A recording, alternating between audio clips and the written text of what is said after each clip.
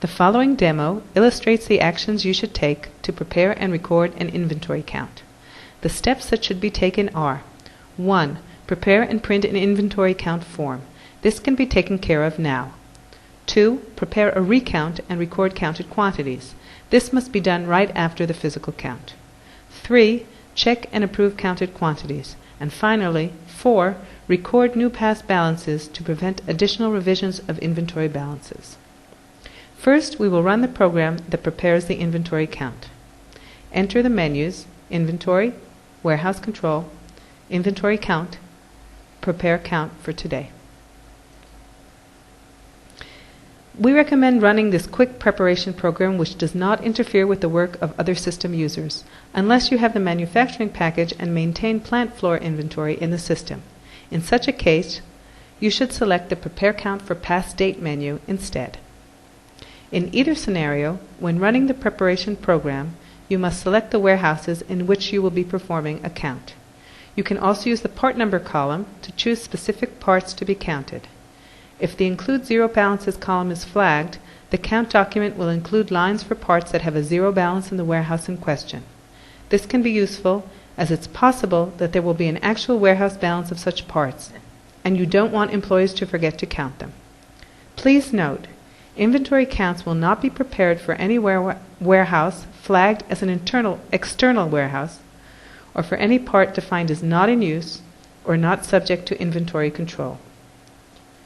When the program is complete, you will receive a message informing you of the count documents that were opened. One document will be opened for each warehouse, and the items in the warehouse will appear in the sub-level form. As the calculated quantities of these parts reflect current inventory, they are not of interest. Right before recording actual counted quantities, you will prepare a recount so as to ensure that calculated quantities are accurate for the day on which the physical count was completed.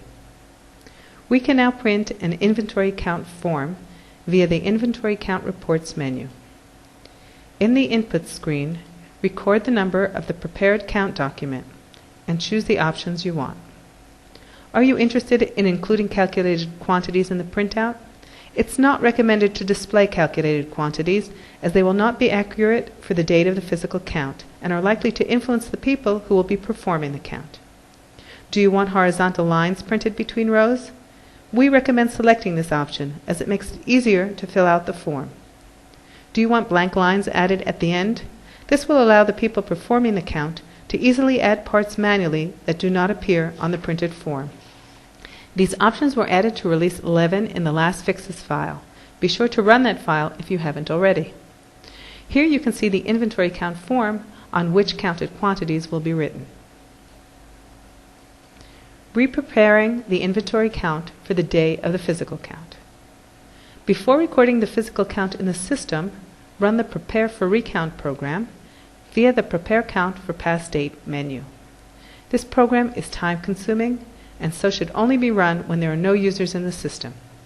In the input screen, indicate the number of the original count document and the date of the physical count, for example December 31st, so that the system will recalculate quantities for the original inventory count. Results of this program will appear in a new count document, and calculated quantities will be accurate as of the end of the workday you recorded in the input screen. Recording counted quantities. When recording counted quantities in the inventory count form, be sure to do so in the new document that was prepared. You can identify it by its original count document, the same draft document we used to prepare the printout of the count form.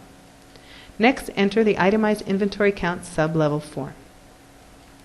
Here, you will record the quantities from the physical count. You can either use the Counted Quantity column or record the number and type of packing crates, in which case, crate information will be translated automatically into single units, based on crate capacity definitions.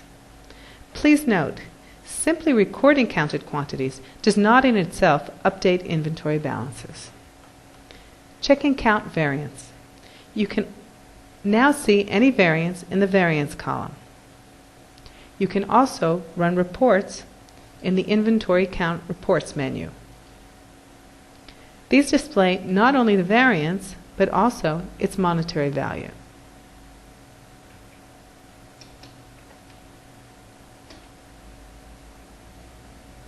As you can see here. Approving counted quantities and viewing update balances. After analyzing and double-checking the count, you need to flag each line so as to affect inventory balances. You can use a recursive macro to do so. When entering the audit trail form for a given part, you can see the inventory transaction that was created as a result of the approved counted quantity. For instance, in one of the lines, the calculated quantity was 40 and the counted quantity was 30, which created an inventory transaction for a quantity of -10, as you can see here. You can now run reports from the Inventory Reports menu, which is reached via the Warehouse Control menu, to ensure that the balances of parts in the system match the quantities that were recorded and approved. If needed, you can also check count variances by means of detailed inventory journal reports.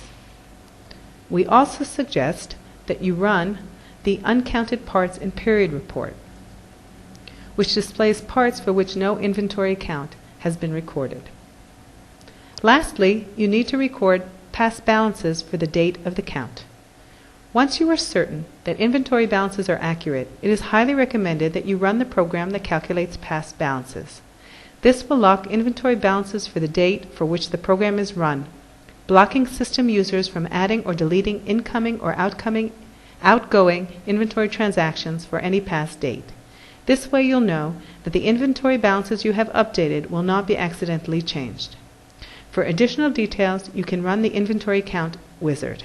And of course, as always, the Eschbill support team is happy to answer any of your questions. Just open a service call on our website, which you can reach via the Help menu by selecting Online Support. Good luck!